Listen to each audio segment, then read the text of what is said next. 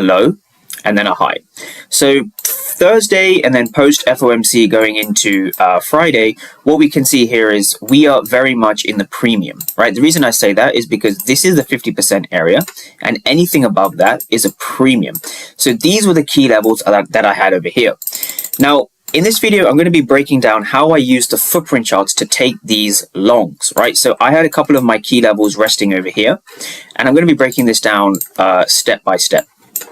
So this was the first long that I took, right? So the first long that I took came just after 10 a.m. Eastern, right? So we're going to be breaking this down step by step. Now, the first thing to understand is I only trade and execute at my key levels. And so this was a key level down here. This was the first key level. And now my second key level was up here, right? This is where price resisted. So everyone's heard of the term support and resistance, but few understand how to use that to their advantage, right? So essentially what was going on here was we had a support here, right? And we had a resistance over here. So these are key levels of either demand or supply or support and resistance, right? It's the same idea. Now, if we quickly jump up to the 15-minute time frame, I just want to break down how I got those levels, because this is the most asked question I get. Now, when I find my levels, I typically will choose a 15-minute fair value gap from the past that has given us some reaction, right? So this is something traders need to get practice at, right? Your levels are going to develop with time, right? Your levels are not going to be perfect straight away. Your levels are going to develop with time.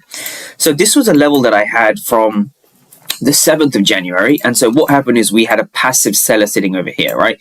This is what confirmed the level. We had a fair value gap and we had absorption or passive sellers stepping in and they drove price down, right? So that is the first level that I was looking at. So if we continue to extend this over to the right, we see rejections, even FOMC, right? FOMC gave us a very clean rejection at this level. So one thing I often do is I look at news events to see how the levels are reacting, right? So this was during or just after FOMC. Again, we had passive sellers sitting at this level. Now, if we continue to go to more recent price action, right, more recent price action over here, this is what we see, right? So FOMC or post FOMC held over here, then Thursday PM session, again, sellers are in control. So going into Friday, we don't want to ignore this level. And so this is how I do my pre-market plans, right? So one of the core problems that I see traders having is that they have lots of knowledge, but they're not able to translate it into a profitable plan. And the reason for that is because you have lots of concepts, but they're cluttered in your brain. So in order to reduce that clutter, you want to think of trading in 3 simple steps, right? You need to know the following steps. You need to know where to trade from, right? You then need to know what to look for inside of this zone, and you need to understand why the market wants to go down or why the market wants to go up. It's 3 simple steps that I call the XXX system, right? So going down now to the 1 minute, I'm going to be breaking this trade down in terms of the footprint charts, what I was looking for on the footprint.